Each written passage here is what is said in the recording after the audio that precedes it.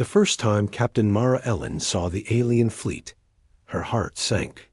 Row upon row of massive warships floated in the darkness, their metal bodies gleaming under the light of a distant blue star. They were like mountains in space, huge, silent, and powerful. And she was just one small ship, a lone dot.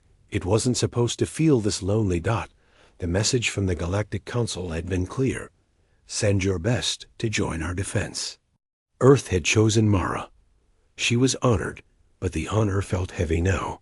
She thought of Admiral Kalen, her closest friend in the Council, the one who had spoken for humanity when other species doubted them. They'd met years ago, trained together during the first joint peace mission, and shared stories late into the ship's night cycles. But when Kellen's home sector was attacked, he had been reassigned far away. No more daily calls. No more shared laughter. Just long silences. And now, here she was, in his fleet's space, not even knowing if he was on one of those ships. Human vessel. "This is Council Fleet Command," a voice crackled through her comm. "Confirm your escort." Maraz. Fingers tightened on the controls. No escort. "Ship Valiant. Reporting as ordered." There was a pause. She could almost hear the confusion on the other end. "Repeat, you are the only vessel?" "Yes." Another pause. This time, there was a trace of disbelief. "Why only one ship?" Mara glanced out at the endless stars. Because no one asked. How far Earth would go for someone they cared about, she thought. But she didn't say that. The alien ships surrounded her slowly, keeping their distance. Through her viewport, she could see their hulls lined with strange patterns, glowing faintly like the skin of deep-sea creatures. They moved in perfect formation, beautiful and cold. She felt the distance again, not just between her and Kalen, but between humanity and the rest of the galaxy. Humans talked about home, about love, about missing someone. But in the Council's world, things were different. Feelings were too personal, too distracting. Her AI assistant, Luma, broke the silence. "Captain, incoming transmissions to 14 signals, all variations of the same question. Why only one ship?" "Log them," Mara said quietly. "We'll answer later." She didn't know how to bridge the gap with Kalen or with the Council. Words felt small against the weight of war. She wanted to say, "I'm here because I care." She wanted to say, "Earth sent me because one friend's safety matters to us as much as a whole planet." But would they understand? Her ship slowed as it entered the main defense grid. The alien fleet was braced for battle, their weapons trained on a distant shape. Mara's sensors caught the faint signatures of an incoming armada, the enemy. She remembered Colin's voice, the day he left. Humans fight differently. You don't fight for orders. You fight for someone. As the enemy fleet grew clearer on her screens, Mara's comm pinged again, this time a secure channel. She opened it instantly. "Captain Mara Ellen," the voice said, deep and steady. She knew it instantly. "Kalen." "It's you," he said, a faint trace of relief in his tone. "I didn't think they would send. They didn't send a fleet," she cut in. "They sent me." A pause. Then a quiet laugh. "There." Asking why. "I know," she said. "They'll see." The enemy ships were massive, armored in layers that deflected almost every known weapon. The Council had been fighting them for months, barely holding the line. Mara's ship, Valiant, was small, but it wasn't ordinary. Hidden under its hull was a human creation no other species possessed, the Soul Lance, a focused energy array designed to collapse an enemy's shield grid in one pulse. It was experimental, dangerous, and never tested in a full-scale battle. The Council hadn't asked for it. Mara brought it anyway. "Human vessel," the Council commander's voice came through again, sharper this time. "Position yourself." At the rear and await orders. Mara smiled faintly. Negative. Valiant will engage. Engage? You'll be destroyed. She didn't answer. Instead, she turned her ship toward the incoming armada. Her heart was pounding, not with fear, but with the thought of Kalen somewhere behind her, counting on her. Even if he couldn't say it, the enemy fleet was close now, their ships blotting out the stars. The Council fleet shifted nervously. Shields flaring as weapons powered up. Mara's voice was calm when she spoke to Luma. Target their central carrier. Soul Lances charged, the AI replied. Ready on your command? She opened a private channel to Kalen. This is for you. Then, without warning, the Valiant's hull shifted, panels sliding open to reveal the hidden weapon. A beam of pure white light tore across the void, striking the enemy carrier. The explosion wasn't loud. Sound didn't travel in space, but it was vast. A blinding ripple that rolled through the entire enemy formation. Their shields collapsed. Their ships fell apart. In seconds, the threat that had haunted this sector for months was gone. Silence fell across the comm channels. Then Kellen's voice, quiet but certain. They'll never ask again. Mara exhaled slowly, the distance between them feeling smaller than it had in years. Good, she said. The Council was still stunned, voices whispering the same words. Across every channel. Why only one ship? The answer was written in the wreckage drifting through the void. Humanity had spoken without words, and the galaxy understood. Asterisk Mara Ellen's ship drifted quietly after the battle. The enemy fleet was gone. The Council ships were still scanning the wreckage, as if they couldn't believe what had just happened. For the first time in hours, Mara let herself breathe. She leaned back in her seat, eyes half closed, feeling the steady hum of valiance. Engines. But even in victory, a strange heaviness stayed in her chest. She'd done it. She had protected this sector. She had saved lives. She had shown the galaxy what one human ship could do. But the one thing she wanted most, to feel, close to Kalen again, still felt far away. Kellen's voice had come through in the middle of the fight. Just hearing him had been like finding a piece of home. But now the comm channels were quiet, and he hadn't called back. She told herself he was busy, that he had to be helping the Council coordinate after the attack. Still, she couldn't shake the feeling that something stood between them. When Kalen had first been reassigned, they'd promised to keep in touch. For a while, they did. Short messages, quick calls when the time zones matched, the occasional story about things that reminded them of old missions. But as months passed, the messages grew shorter, the calls less frequent.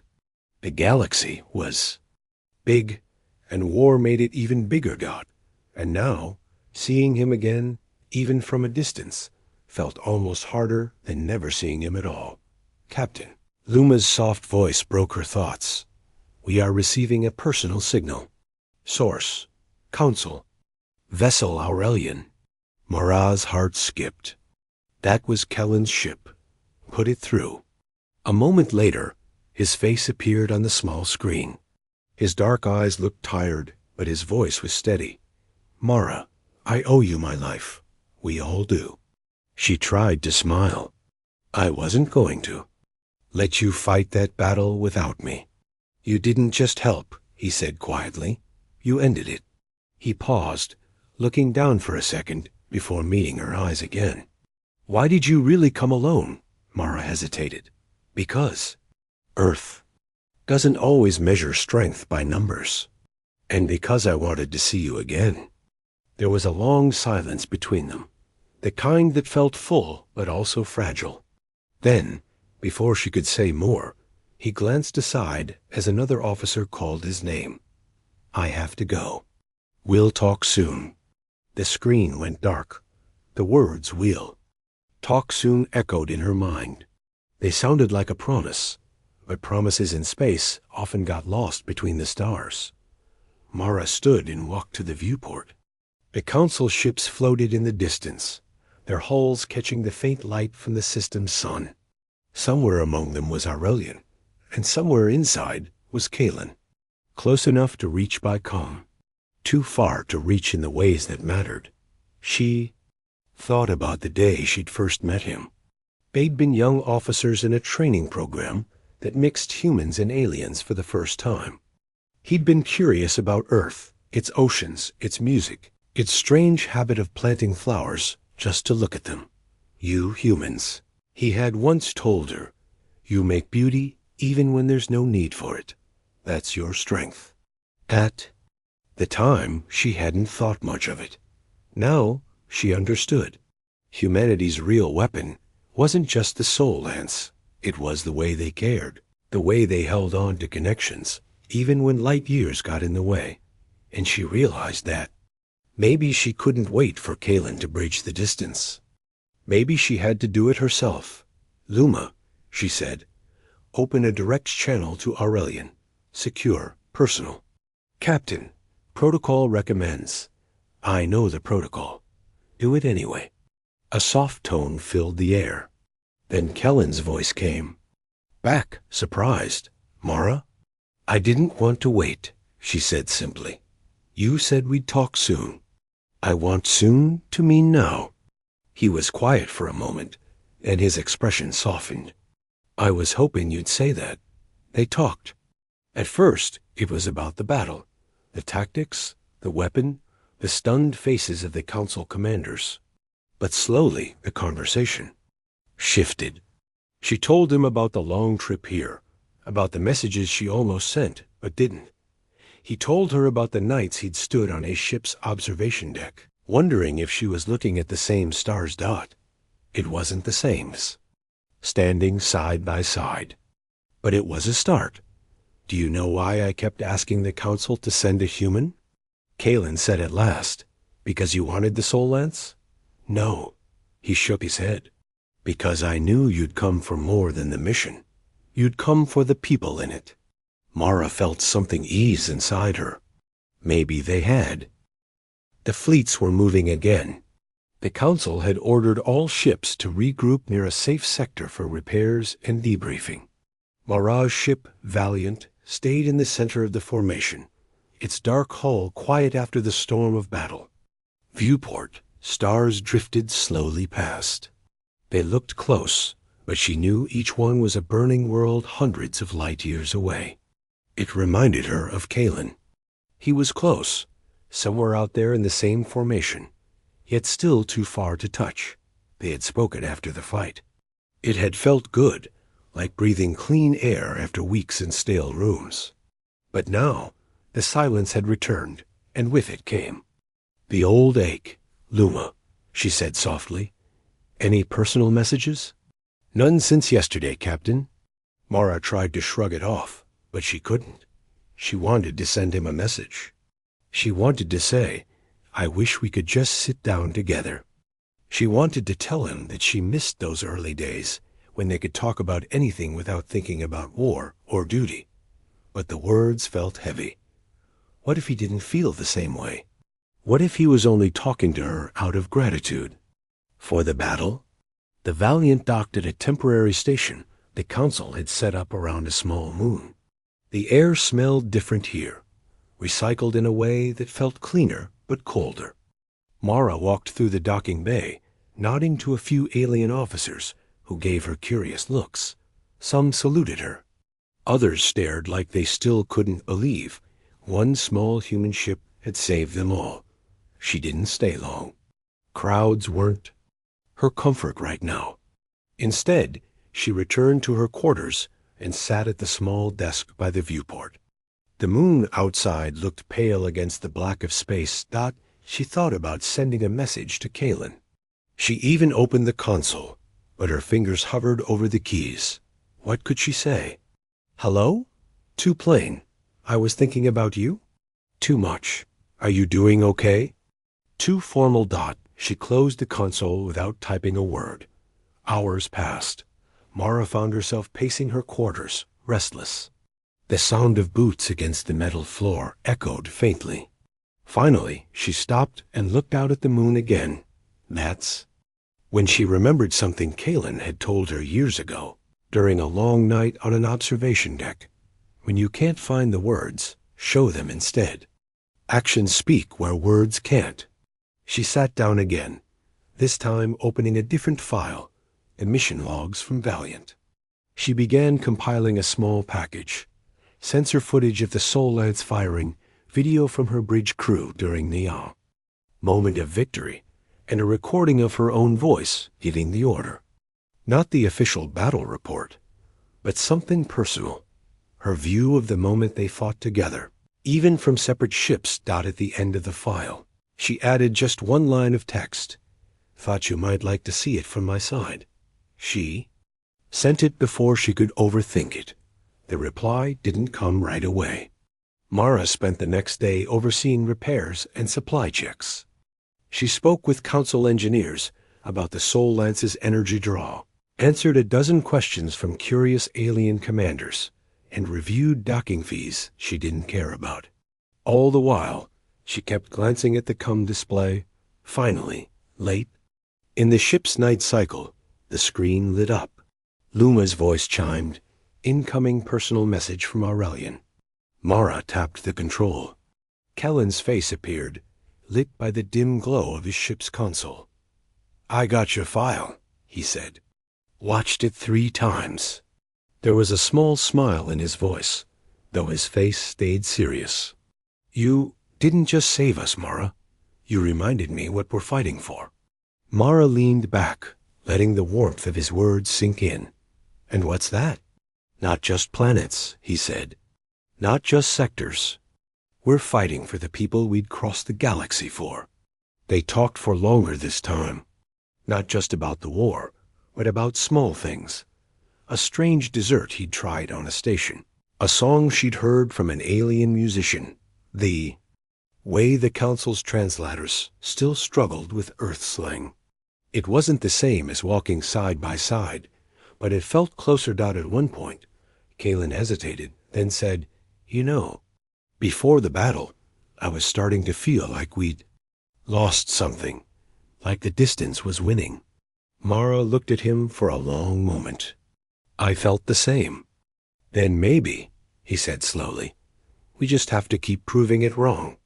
After the call ended, Mara stayed by the console, thinking. He was right.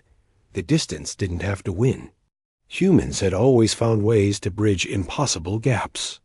Across oceans, across continents, across space itself. She opened a new log entry, marking the date. Valiant's crew didn't need to see it. This one was just for her. Today, I remembered that connection is an act of will. You don't wait for it. You make it, even across light years. The next morning, the Council announced that the enemy was regrouping in another sector. The fleets would move again soon. Mara knew it meant more time apart from Kalen, more battles fought from different ships. But now she had hope. Not because the war would end tomorrow, but because she knew they would keep finding each other, no matter how far the stars pulled them. And that, she thought, was humanity's real answer to the galaxy's questions. Not just the Sol Lance, not just the one ship, but the simple truth that distance didn't stop them. If you like, I can take Part 4 into the stage where the Council challenges humanity's ways, and Mara has to defend not just her mission, but the very idea of why humans fight differently, keeping Kalen in the emotional core. That will keep both the HFY and the relationship thread strong. Asterisk, the Council chamber aboard the station was vast and full of light. Tall windows looked out into space, where fleets floated in patient silence. Dozens of alien delegates sat around. The curved table, their robes and armor reflecting their world's colors. At the center, Captain Mara Ellen stood alone. The battle report was over. The Council had seen the recordings. They had heard the engineers' analysis of the Sol Lance. They had listened to praise from their own commanders. But now came the harder part, the questions. A tall delegate with pale, glassy skin spoke first. Captain Ellen, Why did Earth send only one ship to aid us in this crisis? It was the same question she'd heard over and over. She could have answered with technical reasons, resources, deployment schedules, experimental weapon testing. But none of those were the real answer. She thought of Kalen, of their calls in the quiet hours, of the months when she'd wondered if the thread between them had broken. She thought of the moment she'd fired the soul lance, not for glory, not for orders, but because she refused to let him face that danger alone. Because one ship was enough, she said simply. The delegate frowned. Enough to destroy the enemy, yes, but why risk so little? Most of us send more than we think we need. Mara's eyes swept the chamber. Humans fight differently. We fight for something personal. We don't measure our commitment by how many ships we send. We measure it by what we're willing to do for the ones we fight for. A murmur ran through the chamber. Some looked skeptical, others curious. Later, after the meeting ended, Mara walked the quiet hallways of the station. The bright lights felt too cold, the air too still. She wanted to get back to her ship. But more than that, she wanted to talk to Kalen. She hadn't seen him since their last call. His ship had been reassigned to the far side of the station for security reasons. They were only a few kilometers apart, close enough that she could. Imagine walking the distance. A protocol kept them separated. She stopped by a viewport. Through it, she could see a faint shape in the distance. The Aurelian, Colin's ship. She wondered if he was looking out toward her at the same moment. Luma, she said, send a message to Aurelian. Text only. Tell him. No, wait. She hesitated. The words felt stuck again. She didn't want to just say, I miss you. She wanted him to feel it, the way she'd felt it every day since he left. Instead, she said, cancel the message. Prepare a shuttle. The station's rules didn't forbid visiting another ship, but they required approval from multiple levels of command. Mara didn't ask.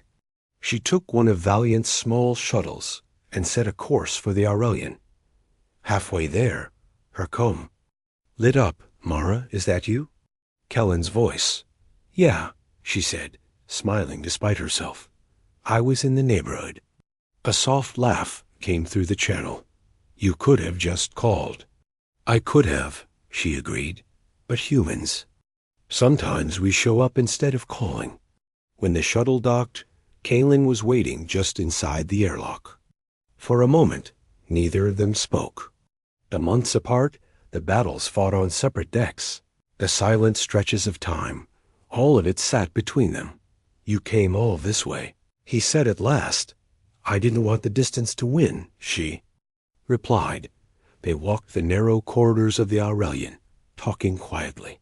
He told her about his crew's recovery efforts after the battle, about the repairs still needed, about the new orders they'd received to patrol a distant border.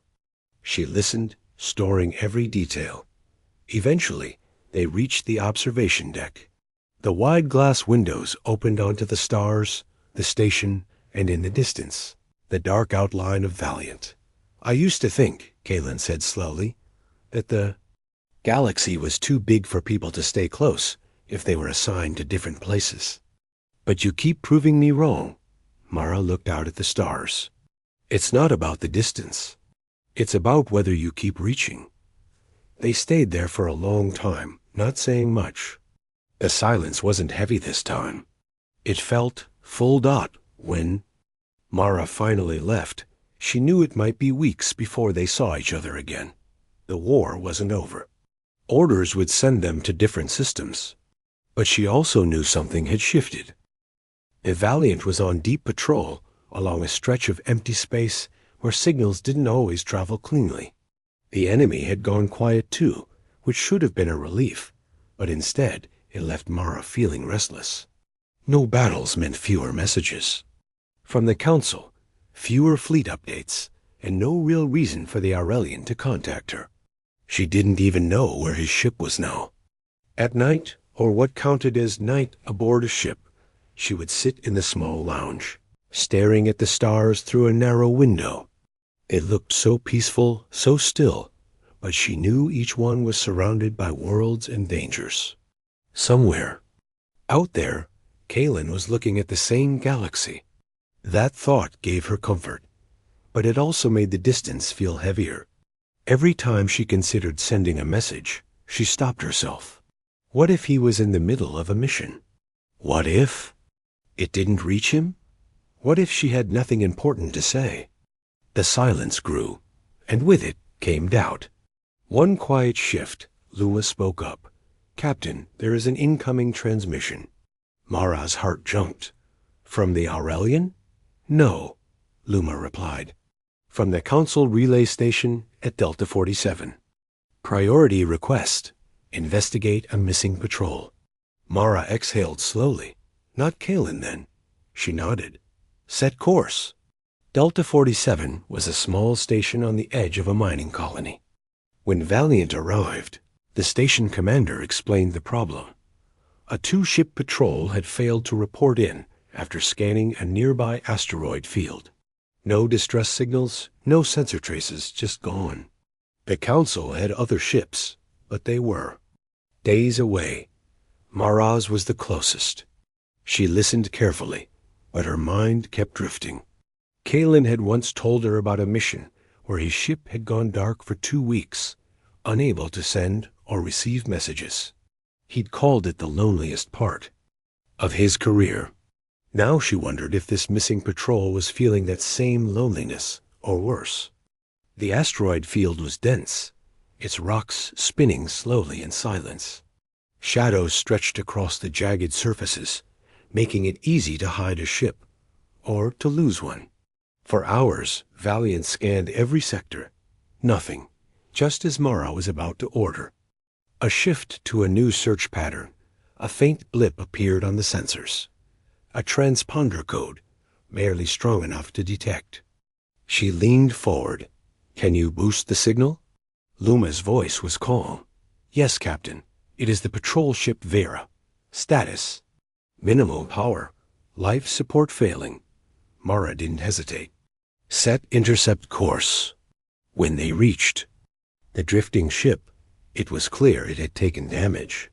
Hull breaches had been patched with emergency seals, and its engines were dead.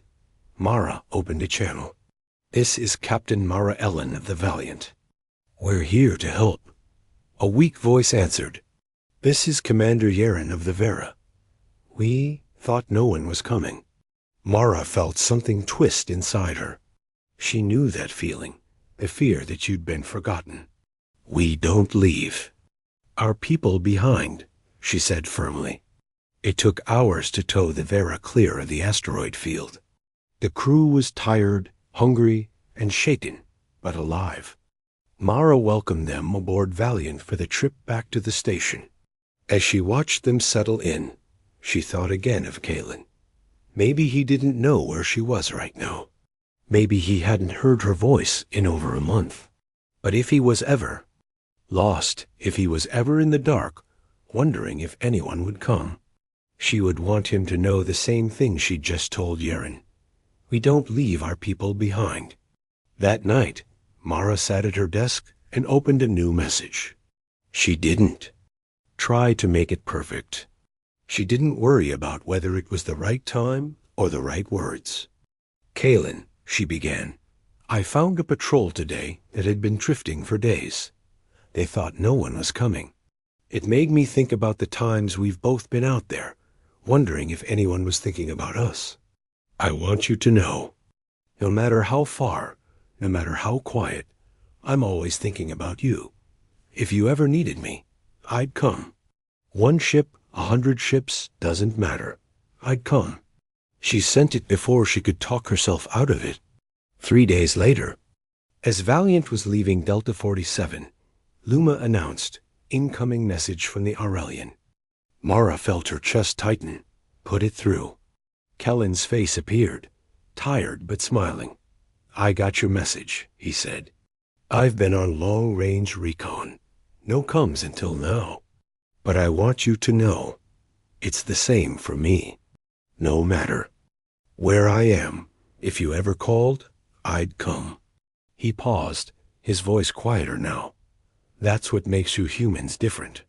You don't just say it, you mean it. And you prove it. The call was short. Duty pulled him away again. But the silence that followed felt different now. It wasn't empty. It was like a stretch of road between two places you knew you could always travel. Mara stood at the viewport, watching. The stars pass. Somewhere out there, Kalen was under the same sky of light. The galaxy was still dangerous, still vast, but that thread between them held strong. She smiled faintly. Humanity had given the galaxy its answer in battle. But she was starting to think the more important answer was in moments like this, in the quiet, in the distance, in the simple promise that they would never stop showing up for each other. If you want, I can write part 6 so their connection gets tested again. Maybe Kalen is in danger, but no distress call reaches the council, and Mara has to decide to go without orders, showing humanity's mix of loyalty and defiance. That would push both the HFY and emotional side toward the climax. Ask ChatGPT. Weeks had passed since Mara last spoke to Kalen. The Valiant patrolled a quiet border of the galaxy, far from the main battles. The vast darkness outside the viewport pressed in, making her feel smaller than ever. She missed him. The space between them wasn't just miles or light years. It was silence. No messages. No calls. Just the hum of her ship and the endless stars. One day, as Mara reviewed mission reports, her console flickered. A hidden alert blinked in red. It was from a remote system near Kellen's patrol zone, an encrypted signal, but not one sent through official channels. Luma, analyze the transmission, Mara said. The AI responded. Signal strength is weak and fragmented. Source unknown, but the pattern resembles a distress beacon. Mara's heart raced. Could it be Kalen? Was he in trouble? She tried to send a message back. No response. Her fingers trembled on the controls. The council had strict orders. Don't engage without confirmation. Avoid risking ships unnecessarily. But this wasn't about orders. This was personal. Luma, prepare Valiant for immediate departure to the signal's origin, Mara said firmly. The AI hesitated. Captain, this action is outside protocol. I don't care, Mara said quietly. The journey was tense and silent. Mara stared at the stars, hoping to find him among them.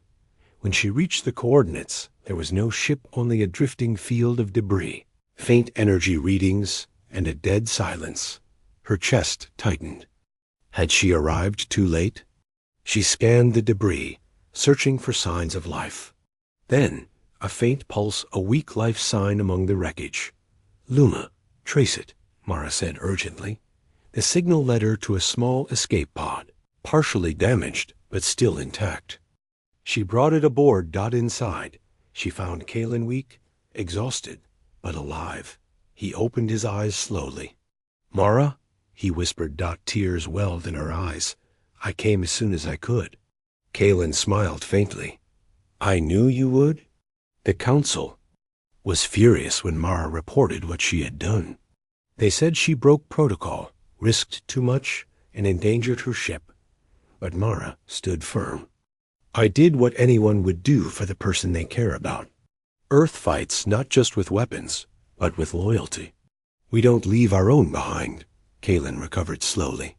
Their connection, tested by distance and silence, was stronger now. Through pain and uncertainty, they had found each other again. And Mara knew the truth. No matter how far apart they were, hope and humanity's strength would always bring them back together.